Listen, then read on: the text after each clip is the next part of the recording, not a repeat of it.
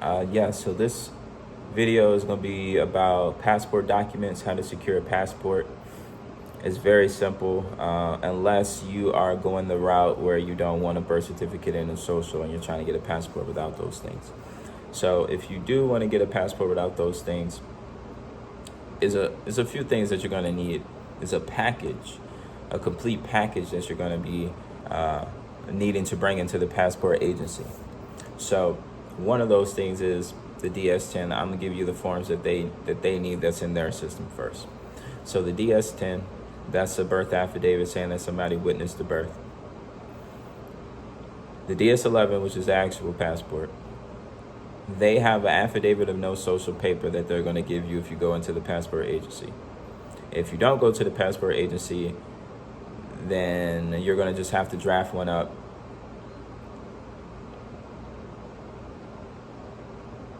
No letter of record, you're going to get that from Vital Records from the state that you delivered or free birth or however you home birth your child in. That no letter of record is going to state that your child isn't in their system. A DNA test, because you have to confirm that that's your child because you don't have a birth certificate or a social. So the DNA test is going to confirm that, hey, that's your child and you're not trafficking the child or anything like that. A baptism,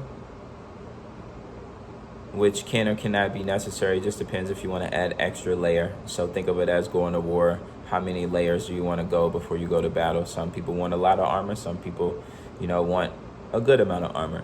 Not necessary, but you can use a baptism. They're not going to fact check to say that your child was or was not baptized. They're not going to check the EIN number of the church that you said. You can go on Canva and create a baptism certificate, or if you have a ministry, and you can just do it under that. Or if you know a ministry, you can ask to do it under that. Postnatal records. So any natal records, any care records of medical, that your child was medically seen, that's cool. Naturopaths, anybody that can sign off on it. I do know certain people don't be going to doctors, so that's something that you may need to entertain. I know some people have like chiropractors or other people in different specialties sign off on affidavits saying that they've seen it. Certain passport agency may be lenient or not, but they still may want this type of medical information.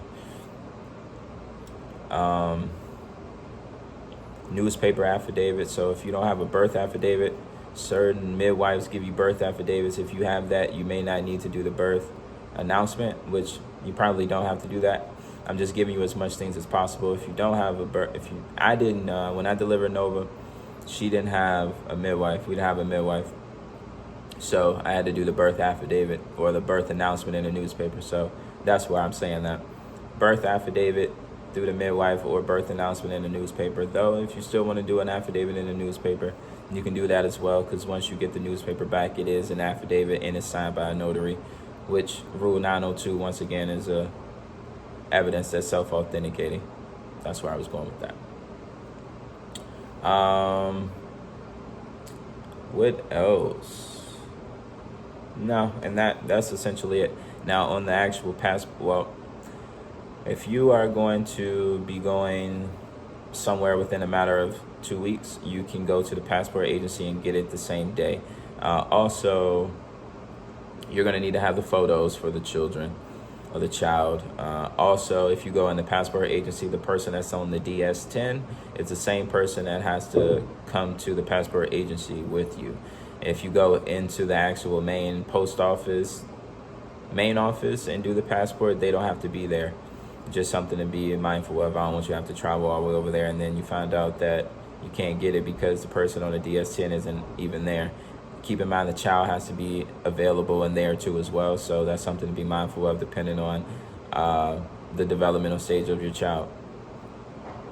But nonetheless, you will have some type of confirmation to say that you are leaving within the 2 weeks, whether you have a confirmation hotel in Canada where you can drive there and also cancel the confirmation once you get the passport due to unforeseen circumstances.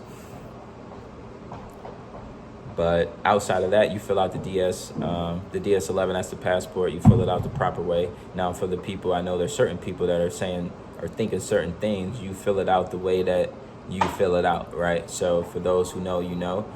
And, it's a very simple process. If you want the mail to go somewhere that you don't want it to be, don't put that in the address. Maybe put it in a UPS address somewhere that don't attach to your personal home. But nonetheless, the passport is important because it doesn't have an address on it. So things that don't have an address on it means that in great particular situations, you don't have to give your address out to a lot of people. When it comes to being private and remaining non-disclosed, that involves only presenting certain documentations and identities that allow for you to just keep more of your private information more private. Things that you can do with a passport is, if you already have a birth certificate and a social, you can stop claiming to have those things, even if your child has one too as well, because you have a system identifier, aka the passport, and that can be in lieu of any other documentation or identifier that you may have to provide. You just have to speak in that way. With the passport, you can still get life insurance, you can still work for someone, you can still do all of these things.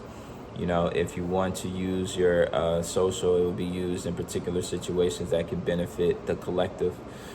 But it's private. Your social is a very private identifier, and you don't have to let people know that you have one. You can just let them know you have a passport and just start moving publicly in your passport. But yeah, I don't want to get too deep into that. But that's enough of the passport documentation process. You found some value in this, and look forward to the next one. Bliss.